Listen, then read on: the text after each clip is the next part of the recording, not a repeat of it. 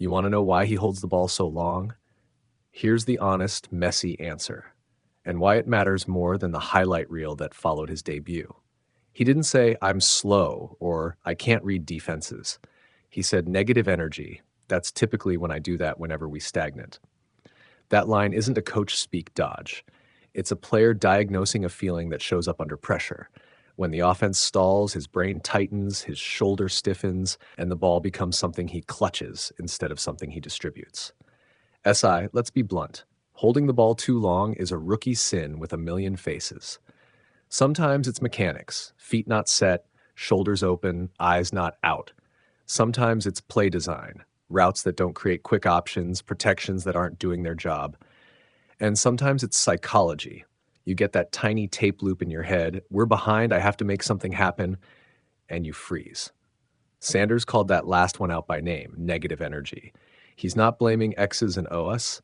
He's identifying the emotional trigger that makes the physical mistakes follow. Here's the part people miss. Admitting the emotion is the first step to fixing the mechanic.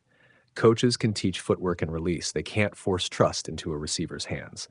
Sanders' follow-up line, that he's reviewing it with himself and that he has to trust in team, should sound like a program note to every coach in Berea. If he truly pairs mental work with targeted practice reps, quicker reads, checkdowns, and live pocket drills, you can shorten that reaction time. You can't fix everything in a locker room soundbite, but you can map a plan around it.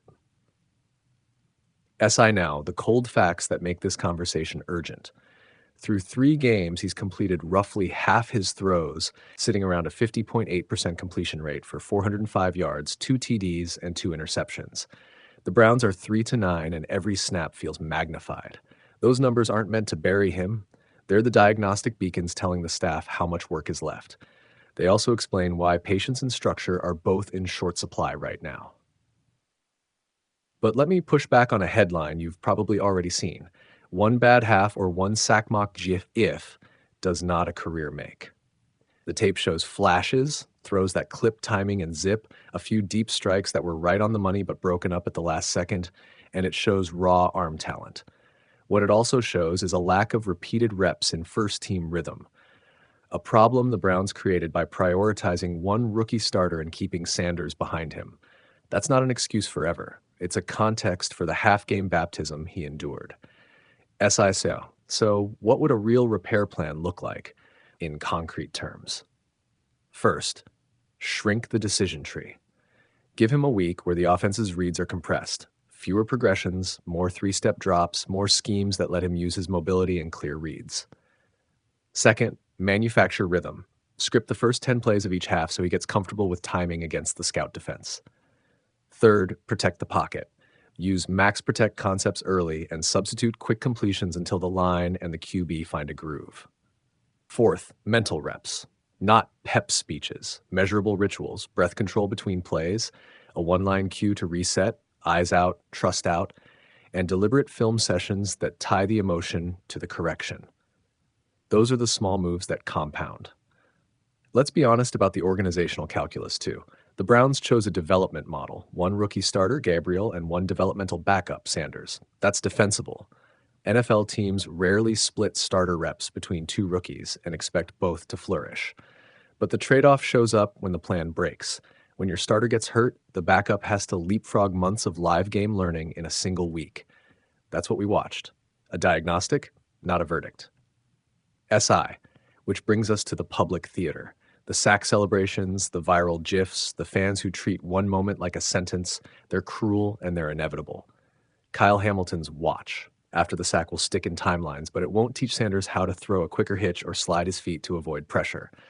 What helps is less spectacle and more scaffold, coaching, repetition, and a clear plan that shows incremental progress. If the Browns want a fair test, they owe Sanders a week of first-team rehearsal before passing final judgment. Now, the emotional nuance. Sanders says the fix is to trust in team, trust in everybody that things are going to be all right. That's not soft talk. That's leadership work. Quarterbacks who thrive don't just throw well, they make others feel safe. Receivers route harder because they believe the ball will come. Linemen step into the pocket knowing someone's watching their back. Coaches call plays that match the QB's mental tempo. Those relationships are earned, not shouted into existence. If Sanders truly buys into that, his holding the ball moments will shrink because the trust will change his instinct from protect the play to release the play. So what should you expect next week? If Gabriel is healthy, the Browns will likely revert to the plan that prioritizes continuity.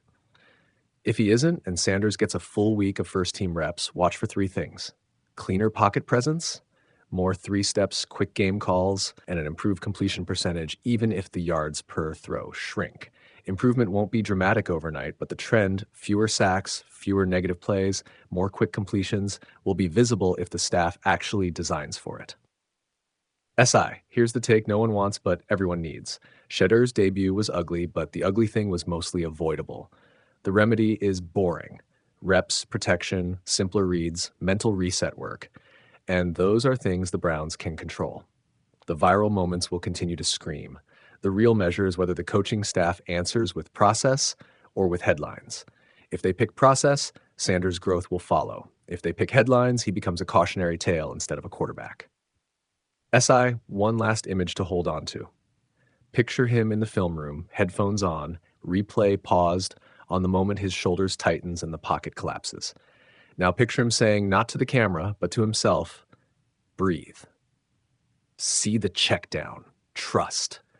That tiny change, emotional, microsecond, almost invisible, is where NFL careers turn. If Shedeur Sanders keeps saying the right things and the Browns give him the right work, that moment will become less common than the one where he throws a tight seam for a first down and the stadium forgets to breathe. SI, you want a last line you'll remember? Here it is. The NFL punishes hesitation, but it rewards courage that's been rehearsed. Shedeur Sanders knows where he froze. Now he has to unlearn it. One practice breath, one short read, one safer play at a time. SI, you can feel it. The tiny, stubborn tick that separates a rookie from a grown-up quarterback, letting go of the damn ball. For Shedeur Sanders, it's been the headline nobody wanted, but everyone needed to notice. He knows it. The coaches know it. And he told reporters exactly what's been happening when he holds on too long. Negative energy. He said those stagnant moments change him, and that self-awareness is where the real growth starts. Sai, look at the tape and the numbers together and you get the picture.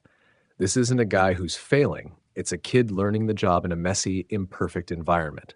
Through 3 starts, he's thrown for 405 yards with 2 touchdowns and 2 interceptions, completing just over half his passes.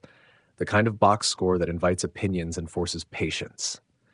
Those stats don't scream bust or can't. They scream work in progress. ESPN.com, here's the crucial bit. Those sacks and negative plays don't come from a lack of talent. They come from context. Shedeur was thrown into live fire with almost 0 reps with the starting unit before his first start. Chemistry with receivers is a thing that needs reps, and more reps, and he didn't get that runway. When timing on routes and trust with targets are missing, holding the ball becomes a reflex. Hope the play opens, hope bodies separate, hope for a miracle. That's not stubbornness. It's a rookie trying to create with incomplete tools. SI, he's got natural tools, the arm strength, the feel for the pocket, the confidence that made him a first-look quarterback in so many draft conversations. Those tools are real. The problem is the Browns' offense around him has looked like a house built while the foundation was still drying. Miscommunication, turnovers, and a rocky offensive line create situations where even experienced quarterbacks get swallowed. So when Shedeur hangs on, it's sometimes the team failing